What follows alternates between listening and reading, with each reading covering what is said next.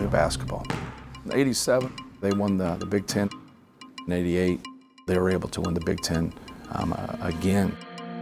3 guys, Todd Mitchell, Troy Lewis, Everett Stevens. That was their anchor in those 4 years. We just had a really solid team. We had very good coaches who knew where to put us in different places to have that type of success. Everett Stevens loose. He was a guy that averaged 12 points, averaged a handful of assists, but also affected the game with his ability to get steals and use his athleticism. Another steal by Stevens. He wasn't a big-time scorer, kind of like his son Kendall can end up being. The difference is I couldn't shoot the ball like him. Everett was more of a combo lead guard that developed into a point guard. Kendall's more of a shooter that is going to develop into a good all-around player. Really, since I was in 3rd grade, he's been my coach. All throughout high school, he's been my assistant coach. My dad had a good balance of not overcoaching and still being a father figure. When I was in high school, I got recruited by DePaul, Illinois, Wisconsin, Michigan, and Purdue. We'd say, don't come here because your parents come here. Don't come here because you're a fan of Purdue. So many kids make a decision they think other people want them to do. You got to make the decision that's best for you. When they offered him a scholarship, he said, would you mind if I went somewhere else? I said, of course I wouldn't mind at all, Kendall. After going down there, he just felt like this is a nice school and I can fit in well here. I was thrilled, of course. Everett's the practical one, and he was saying, you're still a sophomore, are you sure? And I'm saying, great, that's it. I had my jersey number 21 since I was in 4th grade. I always wanted to be like my dad. And I'm excited to wear my dad's jersey. Steve Reed, an excellent free throw shooter, will have the honors shooting the technicals. Looky here. Bobby Knight just threw his chair. I just remember when he threw that chair, I was just shocked. Did I really see a chair go flying across the floor? And then when he got thrown out, I just remember it being so loud. It was like a piercing loudness that I never heard before. And Bob Knight is gone. And I remember saying to myself, even though I didn't play, I was praying, Lord, please don't put me in this game because I'm no good. I'm no good right now because my mind was just messed up on how loud it was because I couldn't even think. You couldn't hear nothing.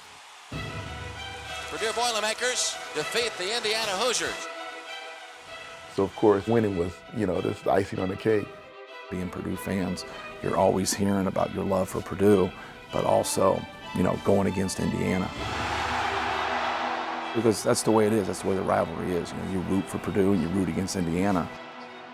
We're both from Indiana. We're both Big Ten schools, and I think we both have, a rich tradition and a success in basketball. Playing against them, there's just so much emotion riding into that. You got to find a way to try to control it because everyone's pumped up, everyone. You can't get emotionally drunk. You have to understand what you're supposed to do and then still play at a high level. But I think Kendall, just, being around his dad, probably grew up understanding the rivalry. He did give me advice. When you start playing, you just have to find an even keel to perform at your best. This is the only meeting between these two teams, regular season anyway, so you only get one crack at your rival. When it's only one time, it's different. This is your only chance of winning this game, winning this rivalry. And I think, just a little bit more is on the line. Kendall's grandma and my mother will be there, uncles and cousins, so there's a lot of us.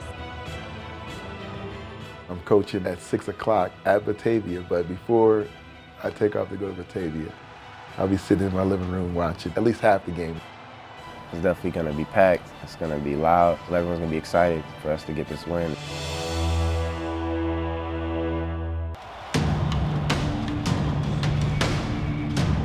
Purdue and Indiana meeting for the 201st time this afternoon here at Mackey Arena. Purdue's chomping at the bit to get their crack at Indiana, considering the Hoosiers have had their way with the Boilermakers the last 4 meetings. That includes 2 wins here at Mackey Arena.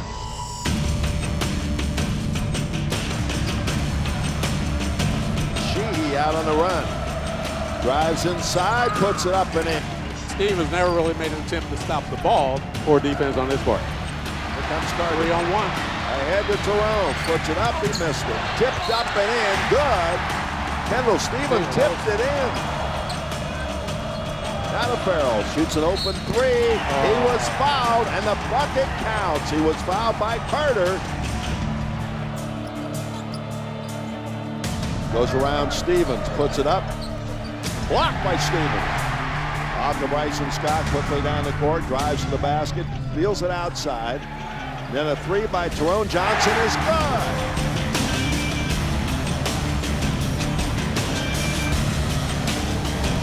Evan Gordon outside right now, inside. There's a bucket, and it counts, and a foul called against Purdue. Indiana's effectively taking the crowd out of the game. Here comes Yogi. He goes left, pulls up and fires a three ball. In and out, no good. Rebounded underneath, and we had a pushing foul against somebody. I guess it went against Indiana, maybe. 1.9 seconds left. Free throw is up and missed. Rebounded up and in by Smotherman. Purdue ends up with a three-point play to have a 38-33 halftime lead. Boilermakers in the corner, shot on the way. Bullseye! Three-pointer! Sterling Carter! Good start to the second half. Carter a three ball. Bullseye!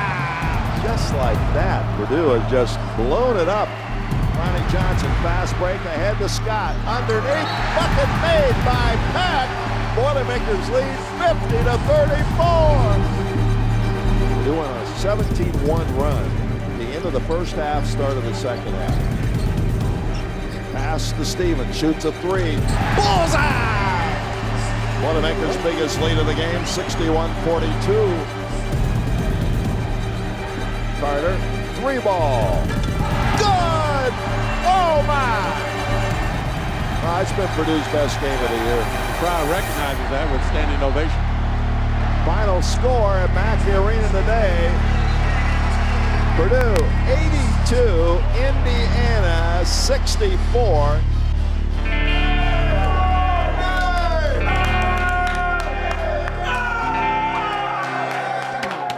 Needed that. Got out of here with a win. Great start in the second half. That was the difference, getting off to a good start and then just keeping it in front of us. All right, just got to keep working on it. Let's go. Good job. Good win. Let's go. Stack it up.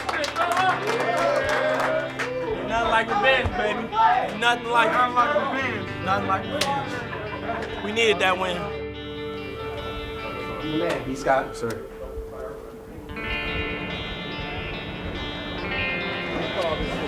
Where's Mama? Love you. Great job. Great job. So what? We saw Crean talking to you for a while. Yeah. He said you're gonna be a hell of a player. Really? Yeah, it was nice. Yeah. Yeah.